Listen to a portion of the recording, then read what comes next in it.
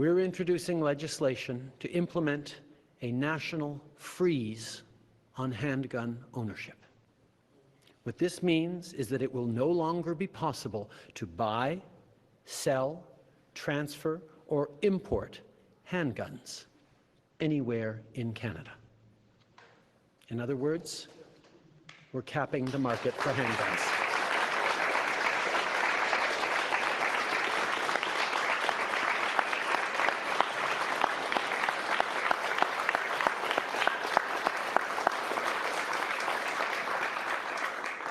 As a further part of this new legislation, we're also fighting gun smuggling and trafficking by increasing maximum criminal penalties and providing more tools for law enforcement to investigate firearm crimes.